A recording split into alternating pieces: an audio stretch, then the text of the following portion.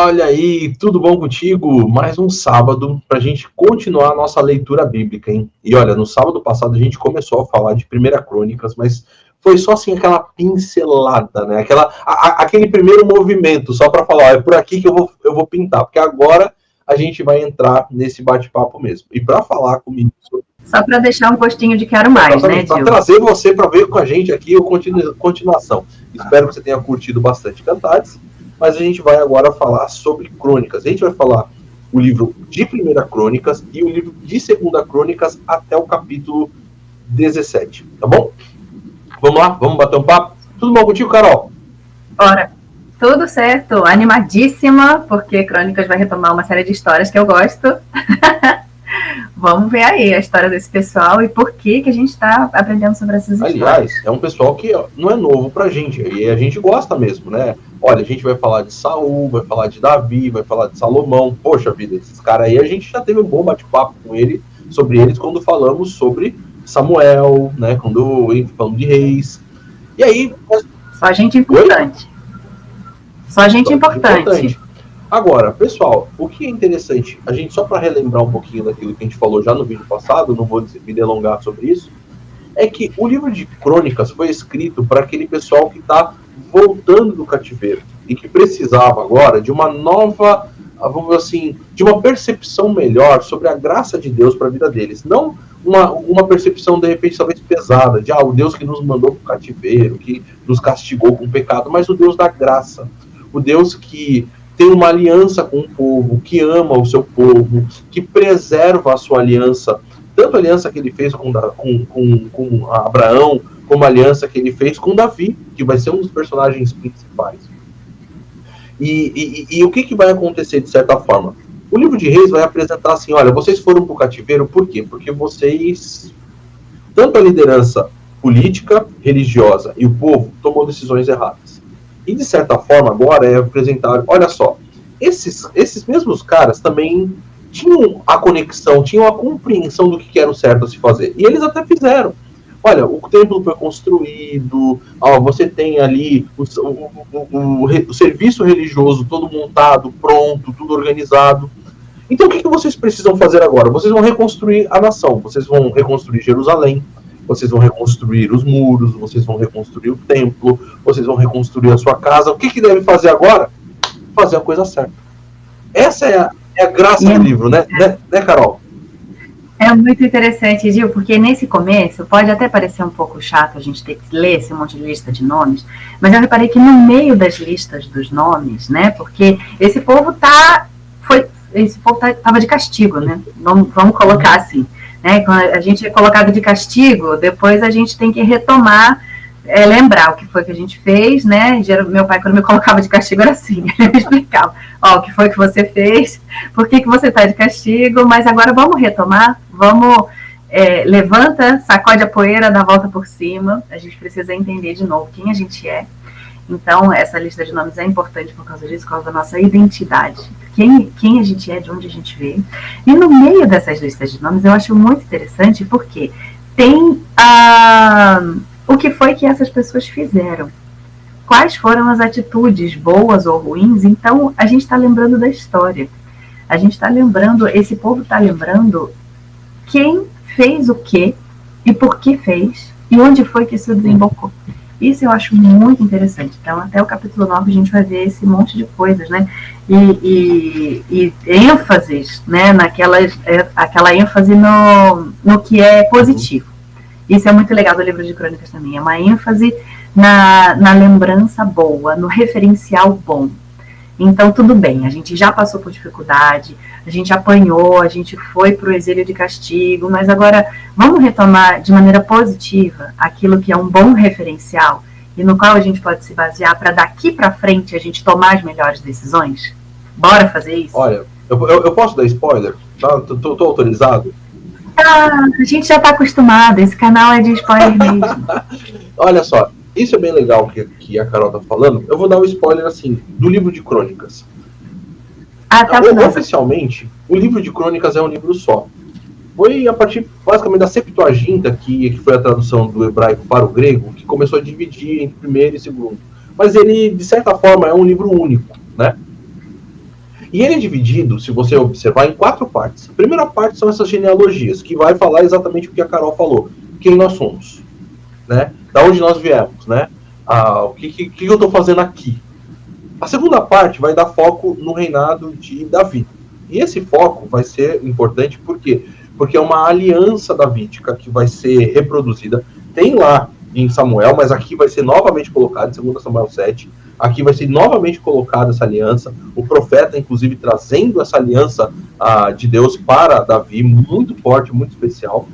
Depois vai ter, a terceira parte do livro vai ser a história do reinado de Salomão, que vai dar foco também numa realidade do templo. Aliás, até mesmo no reinado de Davi é tão interessante, porque todos nós sabemos que Davi pecou, pessoal. Não tem problema em relação a isso, tá? Mas qual que é o pecado que é mencionado no livro de Crônicas? Lá em Samuel é apresentado vários pecados, mas aqui em Crônicas é apresentado só um que está exatamente relacionado com o local que Davi vai comprar para a construção do templo. Então veja que tudo está relacionado com essas percepções da vida política e da vida religiosa do povo. Então a terceira parte, vai estar focada na parte de Salomão. E também vai apresentar feitos bons de Salomão, conquistas e coisas assim. A quarta parte parece que daí vai dar um foco diferente, porque daí vai mostrar por que o povo teve declínio. Aí vai começar a apresentar algumas coisas erradas. Só que a quarta parte também está conectada com a graça, porque ela termina com o decreto de Ciro. Ela termina exatamente falando, olha pessoal, apesar... O final é feliz. Apesar dos pesares, Deus continua amando vocês. Deus trouxe vocês de volta. Deus mantém a sua aliança e a sua graça. Então essas são as 4 partes que ajudam a gente a ter um foco geral. Ver o livro como um todo e falar, poxa vida, em tudo está mostrando o foco do livro é a graça. Não é, porque esse rei fez isso de errado, fez aquilo de errado, mas é de mostrar que, até mesmo às vezes nos erros, como foi esse erro de Davi, houve uma proposta redentora do Senhor de transformar aquele momento numa expressão de graça, porque Davi faz o censo, e aí o anjo do Senhor está sobre a eira, ali exatamente para poder fazer a destruição. Deus refreia o anjo, fala, não destrói, Davi vai lá e compra aquela eira. Davi bota a mão na cabeça e fala, nossa, que foi que eu fiz, gente? É muito legal. E eu conheço muita gente, Dio, que começa a ler livros pelo final, que já quer saber o final. Você começa, então a gente já sabe que o final é feliz. Eles estão voltando. Depois, né, de um pouco de castigo e surra e tal, que foram necessários para que esse povo não se perdesse. Então, isso eu acho que é uma compreensão também muito legal, porque muitas vezes a gente acha que a gente passa por dificuldade, ou que o próprio Deus coloca a gente numa situação difícil, porque, eu não mereço isso, ou porque eu estou passando por isso, mas isso, na verdade, é um resgate. O povo foi colocado nesse lugar, ele foi mandado para o exílio, foi passar uma situação difícil, mas eles voltaram diferentes. Eles voltaram com outra percepção. Eles voltaram entendendo quem Deus é. Eles voltaram entendendo qual era o papel deles nesse acordo que Deus tinha feito com eles. Não é porque eles, na verdade, fizeram uma lambança. E a gente faz isso muitas vezes também, né? A gente se propõe diante de Deus a muitas coisas, mas a gente tropeça no meio do caminho, a gente faz besteira, e aí muitas vezes Deus até permite que a gente se machuque um pouco para falar assim, olha, eu tô aqui, eu quero resgatar você, e agora você percebeu o quanto você caminhar sozinho vai dar errado. Então esse resgate é muito legal. E aí eu tava dando essa continuidade, né? Você deu um panorama. Aí a gente falou desses primeiros, já deu spoiler, já disse que o final é feliz. E aí a gente falou sobre essa genealogia toda, né, essa história da gente saber quem a gente é. Mas eu acho muito interessante também que, falando sobre essa questão de Crônicas enfatizar o que é um bom referencial, a parte que Crônicas conta de Saul é bem pequenininha. Porque a gente já sabe a história de Saul, né? A gente já sabe que ele foi um rei ruim, que foi o próprio povo que escolheu. A gente já leu isso em outros livros. Então, aqui a ênfase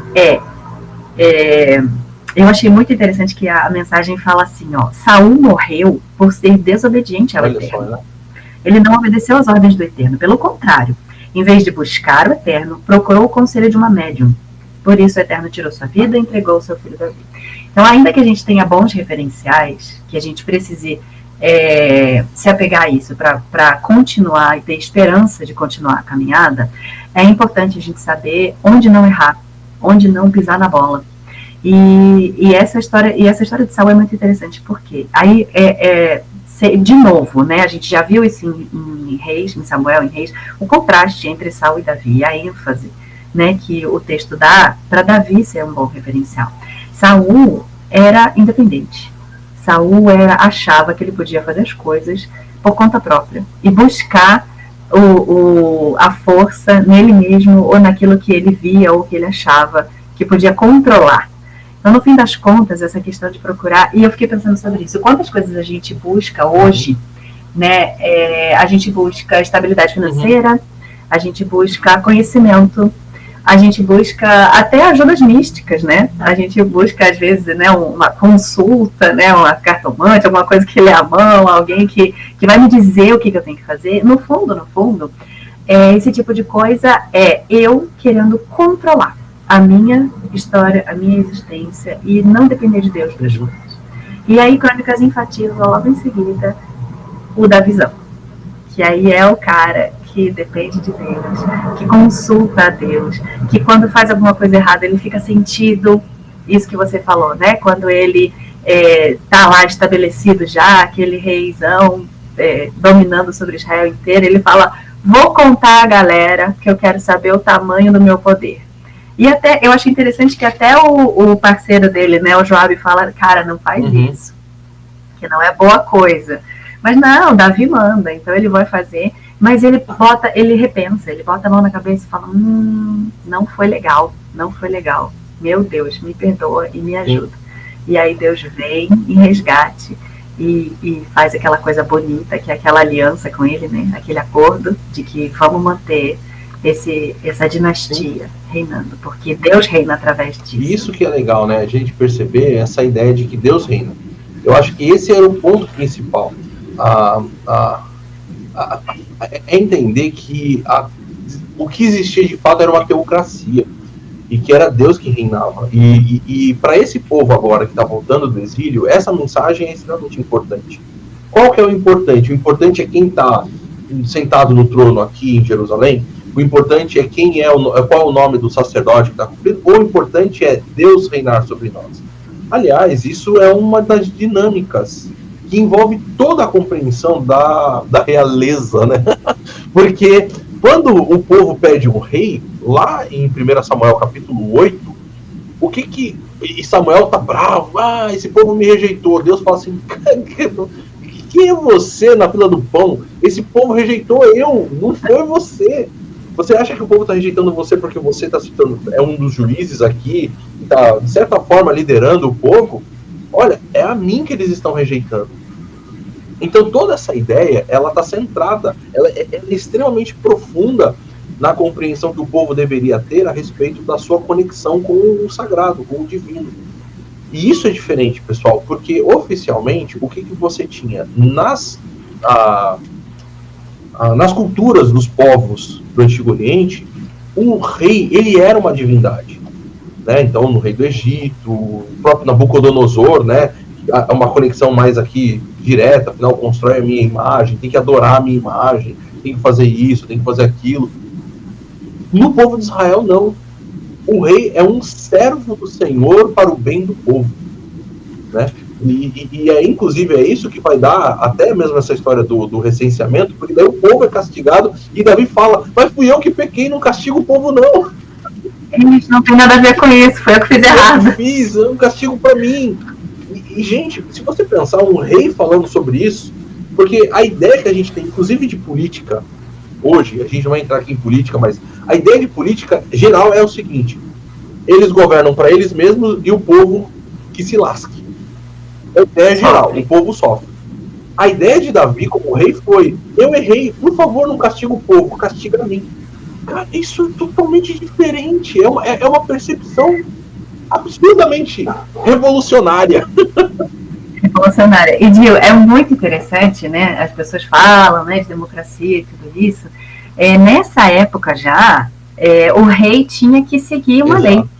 O que é um contraponto com o que você estava falando de todos os reis da antiguidade, o faraó e o rei da Síria e rei de Babilônia, qualquer coisa, eles eram a lei. Eles mandavam e faziam todas as coisas. Então, o que quer que o rei na antiguidade determinasse era o que tinha que ser feito. No povo de Israel era diferente. Existia a lei de Deus. E olha como Davi é dedicado a estudar e a entender e a apreciar essa lei de Deus. E a gente já viu isso nos Salmos, né? Isso se reflete muito nos Salmos. Então, isso é muito interessante. Inclusive, é uma recomendação que Davi faz no final da vida para Salomão. É uma recomendação que ele faz: se apegue a isso, aos ensinamentos de Deus, porque isso é o que traz vida. Isso é o que faz com que você continue firme na caminhada, que você consiga desenvolver um bom governo, isso faz com que você consiga se relacionar bem com as pessoas, isso faz com que você tenha sabedoria.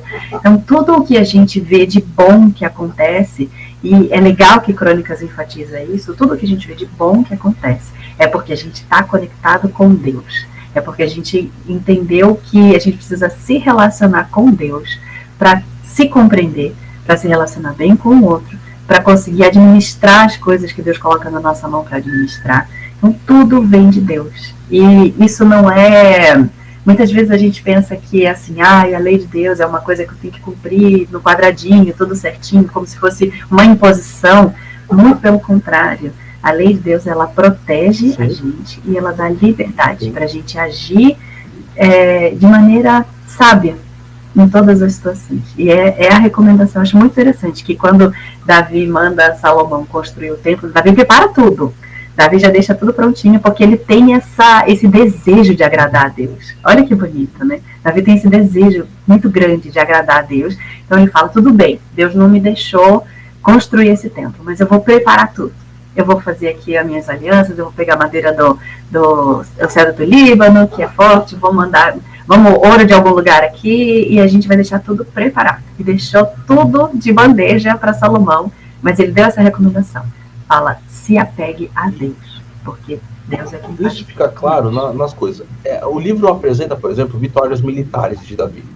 Mas você vai perceber que essas vitórias militares estavam conectadas com as vitórias religiosas. E, gente, isso é tão importante, porque até mesmo no Novo Testamento vai ter uma discussão a respeito de Davi sobre isso. Afinal de contas, por que Davi pegou os pães do tabernáculo, ali, os pães, e comeu? Que sacrilégio! E o próprio Senhor Jesus falou assim, você viu que Deus não se importou com isso? Você reparou que Deus não ligou para essa questão de Davi pegar o pão, comer, sair lá e ir para a batalha? Não teve dificuldade nenhuma para ele. Por que tem dificuldade para vocês? E vai mostrar que os sucessos e fracassos de Davi também estavam conectados com toda essa realidade. Olha só, Davi ele vai ser apresentado como o cara que tentou trazer a arca. E aí, deu com os burros na água. Daqui a pouco, ele aprende como é que faz a coisa certa. E aí ele traz a arca da forma correta. Quem são as pessoas certas, qual é o jeito correto de fazer. Então, veja só que é interessante que até no meio dessa bolacha, né? Porque não é biscoito, é bolacha. Para mim é biscoito, mas tudo bem, a gente não vai entrar nessa polêmica. Ela tem esse recheio, certo? Que exatamente você tem. Davi tenta fazer uma coisa, erra, mas parece que ele se restabelece, ele entende como é que é a coisa a fazer, ele tem vitórias militares, daqui a pouco ele traz a arca da forma correta, mostrando que ele estava sendo aprovado em todas essas coisas. Ele tem a ideia de construir o templo, ele tem a ideia de preparar as coisas, ele tem a ideia de comprar o terreno certo, ele tem a ideia de... Enfim, é interessante porque, apesar de ser mostrado vitórias militares políticas de Davi, parece que o enfoque é exatamente nas vitórias espirituais de Davi. Da conexão que Davi tinha com Deus, do seu relacionamento, da sua aliança, da sua ideia de que Deus era o verdadeiro rei da nação. Tanto que é muito bonito você ver a oração de Davi, porque ele era o rei. E lá no capítulo 17, acho que é, né, de 1 Crônicas, quando vai ter a questão da aliança. O 16 tem aquela poesia, né? O 16 é uma oração. Quando eles trouxeram a arca, né? Que ele inaugurou o culto, aí tem aquela poesia enorme. É a oração que ele faz, é o 17 mesmo. Na aliança. Quando Deus faz a aliança porque com ele. O rei, os reis se achavam a última bolacha do pacote. E mais uma vez é bolacha a expressão. Tá? Olha só, o ditado traz bolacha. Deixa eu passar. Aqui essa briga de paulistas e cariocas nunca pega. Eu vou deixar passar. Porque você sabe que o ditado é nacional e o ditado é a última bolacha do pacote. Mas vamos lá. Eu só quero saber o que está escrito no pacote, mas tudo bem. Olha só o que Davi, quando Deus fala assim, olha, eu vou fazer a tua aliança, uma aliança contigo, você vai ser rei, os seus descendentes vão reinar. Ele diz assim, quem sou eu, ó Senhor? O que é a minha família? Davi ele não fala, realmente, cara, eu sou bom pra caramba, mano. Olha as minhas vitórias, olha só, eu saí lá de ser um pastorzinho de ovelhas, esquecido pelo meu pai, para me tornar aqui um imperador, entende? E é isso aí, eu quero agora que todo mundo se ajoelhe. Não, quem sou eu, Senhor? Quem é minha família? Ele não se acha. Entende?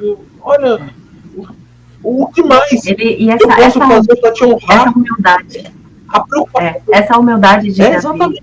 É muito legal, né, Dil? Porque isso faz com que ele seja... A humildade de Davi faz com que ele seja grato a Deus por qualquer coisa. O que quer que Deus mande na minha direção, eu sei que é bondade de Deus. Voltando naquele episódio lá da Ira do Araúna, né? Quando o anjo para em cima, que ele manda praga pela cidade toda, né? Davi, ele se humilha e ele fala, não, Senhor, né? Joga isso para cima de mim. Então, eu prefiro até que o Senhor é que me castigue. Davi prefere que Deus mande o castigo, porque ele conhece a graça, a misericórdia, o imenso amor de Deus. Então, essa humildade de Davi, de falar assim, qualquer coisa que o Senhor mandar na minha direção, eu aceito, porque eu sei que o Senhor é bom. E isso aí ele estava sendo castigado, né? E aí, quando ele recebe esse presente maravilhoso, ele fica assim, deslumbrado. Ele fala assim, gente, mas isso não tem tamanho, isso que Deus está fazendo por mim. Então, a gente precisa aprender isso também, né, Dil? Porque a gente, muitas vezes, se acha muito merecedor das coisas, né? Quando a gente está passando por uma situação, a gente acha que Deus está sendo injusto, e muito pelo contrário. Tudo o que Deus faz na nossa direção é graça, é amor, é bondade, e uma gotinha do que Deus derrama de beleza na vida da gente, e qualquer intenção de Deus na nossa direção, de colocar a gente em algum lugar especial, de dar uma posição de liderança, isso é pura graça e misericórdia. E como a gente, com o coração agradecido, a gente consegue fazer isso que Davi faz, louvar a Deus, e falar, nossa, como o Senhor é bom, e é grande, e é maravilhoso. Isso é muito bonito. Essa coisa é tão especial dentro do livro, porque olha só, no capítulo 18, no versículo 14, o cronista faz uma nota sobre Davi, que é um versículo pequenininho, mas é para mim um dos versículos fantásticos do livro. Ele diz assim, Davi reinou sobre todo o Israel, administrando o direito e a justiça a todo o seu povo. Caramba, o que mais a gente poderia esperar de um cara que estava ali para governar? Que bela representação divina, né, Dil? É exatamente o ponto-chave. É Deus colocar você no lugar para que você seja um representante de Deus ali. Não é a minha mão, não é a minha administração, não é eu que estou mandando alguma coisa, ou eu que estou dizendo para as pessoas o que elas têm que fazer. Eu tenho que primeiro ter essa conexão com Deus, como Davi tinha, porque Deus é quem sabe o que vai no coração das outras pessoas, Deus é quem sabe com quem a gente tem que conversar, como a gente tem que lidar, como a gente administra as coisas. Então, ligados com Deus, onde a gente colocar a mão, vai ser com graça, com a justiça divina, com amor, com aquilo que Deus quer que seja. E esse é o reino de Deus na terra, né? Era como Deus tinha planejado para Israel. Bom, no finalzinho do livro de 1 Crônicas, ele vai dar essa transição de Davi para o filho dele, Salomão, uma transição que aqui em Crônicas parece ser uma transição grande, que não está em desacordo com Reis, porque afinal Reis tem um enfoque de mostrar os erros. Crônicas tem um enfoque de mostrar os acertos. Então, assim, tá no enfoque, tá exatamente no mesmo propósito e continua mostrando que Davi preparou Salomão, pelo menos se esforçou, ou teve essa compreensão que deveria fazer esse processo de preparo para Salomão. E mais uma vez, uma das coisas interessantes é que Davi prepara Salomão para ser o rei, e para ser um rei que continuasse exatamente nesse propósito de conexão com o sagrado, porque a primeira coisa que Davi vai ensinar para Salomão não é, olha, o rei ele tem que ter muitas posses, tem que ter muito dinheiro, o rei tem que saber falar com autoridade. O rei, você precisa construir o templo. Essa é a tua tarefa, negão. É basicamente isso, né? E, Gil, aqui no 1 Crônicas 28, eu encontrei o versículo que eu queria. São as recomendações de Davi a Salomão, o discurso de despedida de Davi aqui na mensagem, os versículos do capítulo 28, 9 e 10. Ele fala assim, eu acho tão interessante. E você, meu filho Salomão, procure conhecer bem o Deus de seu pai. Sirva-o de todo o coração e mente, pois o Eterno examina o coração e discerne todas as motivações. Isso é muito legal. E aí, se você buscar a Deus, sem dúvida o encontrará. Mas se o abandonar, ele o deixará. Preste atenção. O Eterno escolheu você para construir essa casa. Tenha coragem, determinação e cumpra essa tarefa. É o que você está falando agora. Então, busca esse Deus. Conhece bem. Essa é a recomendação de Davi para Salomão. É sensacional. É isso. Ponto final. É isso que você precisa fazer. Buscar a Deus e construir esse lugar, que é o lugar de reunião, de centralidade, de adoração. É a presença de Deus, né? E a partir disso, todas as outras nações em volta vão vir. Elas vão começar a reconhecer quem Deus é. Olha, isso é muito legal, Gil, porque o Sayão, ele fala muito isso. Deus poderia fazer as coisas todas sozinho, mas ele resolve deixar por nossa conta a gente espalhar a notícia de quem Deus é, de como ele é bom, né? A gente tem essa responsabilidade de fazer na terra o reino de Deus. E aí, isso começa com Israel, isso começa com esse reinado, esse rei Davi, rei Salomão. E se eles fossem bons reis, se eles buscassem a Deus em primeiro lugar, eles seriam luz para os povos em volta. Então os povos em volta ficariam tão admirados com a prosperidade daquele povo, que eles iam falar, o que é isso que está acontecendo? Quem são esses? Ou é porque na antiguidade tudo era relacionado aos deuses, né? Então, prosperidade de colheita, se você tivesse muitas riquezas, uma família muito grande, numerosa, tudo era os deuses te favorecendo. Então, conforme Deus abençoasse Israel, os vizinhos, eles falariam, tem uma coisa diferente aí, eu vou lá ver o que é que está acontecendo, porque eu quero isso também. Essa era a missão, né? Exatamente, mas a gente vai perceber que, de forma triste, não é exatamente aquilo que vai acontecer. Salomão até começa bem, a gente sabe que ele depois vai pisando na bola, e depois de Salomão, que vai entrar aí os capítulos, a quarta parte do livro, né? Eu falei, tem a genealogia, Davi, Salomão, terceira parte, quarta parte, são esses outros reis até o final, né? A gente vai começar a perceber que os reis não buscaram esse Deus, não tiveram esse desejo, né? E isso foi esse motivo de que a coisa foi degringolando, né? E a nação foi se perdendo a sua teocracia e vivendo simplesmente uma monarquia. E aí ela perde o seu referencial principal em relação às outras nações. O que eu tenho de diferente dos outros? Eu tenho um Deus que governa sobre mim.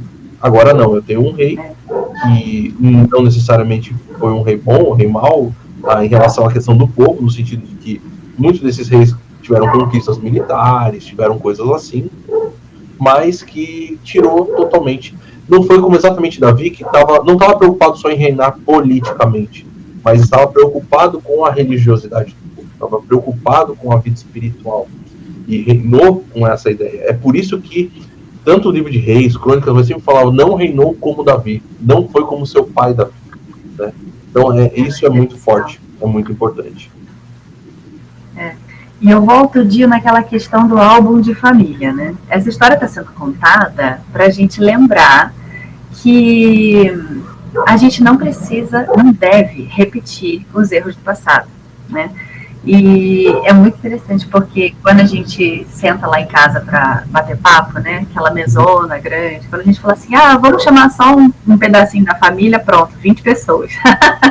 Senta aquela mesona na cozinha e tomando café, batendo papo, e a gente relembra as histórias e dos tios, né, e dos avós, e de vez em quando surge essa questão, né, de tipo, poxa, se seu tio tivesse feito diferente, ele poderia estar aqui com a gente ainda, né, se tivesse se cuidado mais, se não tivesse sido tão irresponsável. Então, é muito bom a gente lembrar, é muito bom a gente ler crônicas e lembrar dessas histórias e saber onde foi que a gente caiu, o que foi que os nossos antepassados fizeram, que levaram a gente, às vezes, a sofrer algumas consequências, e onde não errar, e quais são os bons referenciais, e onde a gente busca isso para poder ter uma caminhada melhor, mais tranquila, e buscar a Deus de verdade, se relacionando com Ele, porque isso é o essencial na vida. Bom, pessoal, é isso. Obrigado, Carol. Mais um bate-papo gostoso sobre esses personagens tão especiais da Bíblia. Eu amo essas histórias. Muitas lições, né? Muito, muito impressionante pra gente. Espero que você também tenha gostado. Você tem aí a parte dos comentários para você colocar as suas impressões, colocar também aquilo que você gostou, aquilo que te chamou a atenção na leitura do texto. E a gente convida você para amanhã estar aqui com a gente na IBNU. Temos 9h30 da manhã o nosso culto, 11h15 a nossa celebração. E também, se você não está aqui em São Paulo, não está aqui com a gente na Rua Tianguá, número 25, você pode assistir às 9 horas a nossa celebração online, que vai sair aqui no canal do YouTube. Por isso, mete o dedão nesse like aí para curtir esse vídeo, porque foi legal, eu sei que você gostou, eu tenho certeza disso, né? E também compartilha o vídeo, e principalmente se você ainda não é inscrito no canal da IBNU, se inscreve, para daí você não perder o vídeo de amanhã, o vídeo de segunda-feira, o de terça, o de quarta, o de quinta. Fica com a gente a semana toda, porque a semana toda tem conteúdo bom para você, tá bom? Tchau, Carol. Tchau, pessoal. Até a próxima.